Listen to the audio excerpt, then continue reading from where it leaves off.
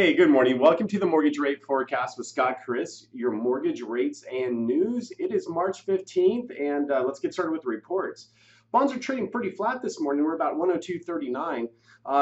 Really not much impact from jobless claims. It was slightly worse, but really no big impact to the bond market. Same goes for export prices. Empire Manufacturing and the Philadelphia Fed did hurt bonds a little bit, but the NAHB report as well as export prices help bonds. So that's why we're trading pretty flat. Stocks are up slightly today, but I think overall great news on the home front.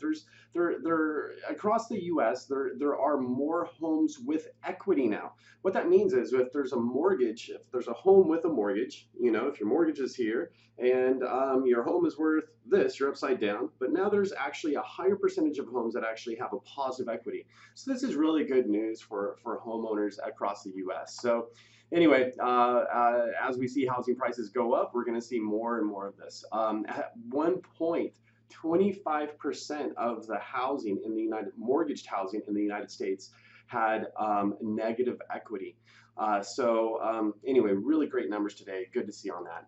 Let's get started with the charts. Here's what we have.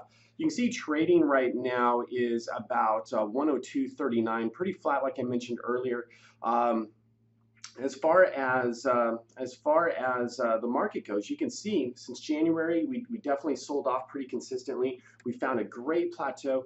This plateau has been nice over the last few weeks. It's a lot less doom and gloom, and we're maintaining our trading range right now.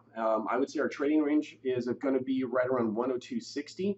To 102 even. So, and we're kind of toward the top end of that trading range. So, as far as to quantify where we're at, Freddie Mac reported in February that the average rate was 4.33 at 0.6 points. That's back when bonds were trading on average at about 102.90.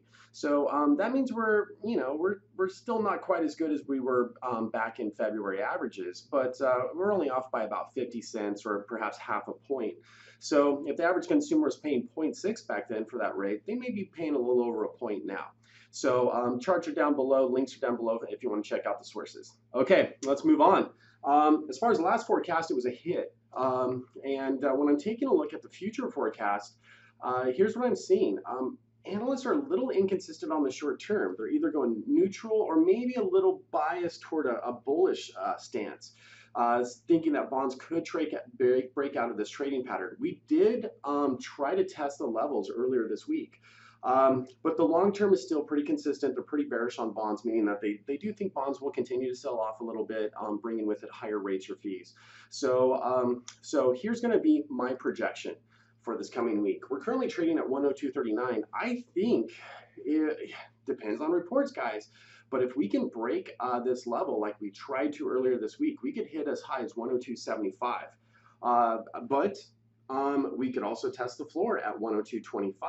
So at this point in time, I think there's a little bit more room for upward than downward. Just be careful if you decide to float. I always say if you like it, lock it. And so, but if you do want to kind of watch the market closely, there is a fair chance it could go up to 102.75. That's about 35 cents better.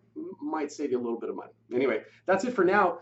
We'd love to hear from you. Leave your comments down below. We answer all of our viewers' questions, and don't forget to hit that like button before you go. And if you want to stay up to date on what's happening with interest rates, if they're going up, if they're going down, and maybe if you're in a position where you can lock, what's the best thing that you can consider doing?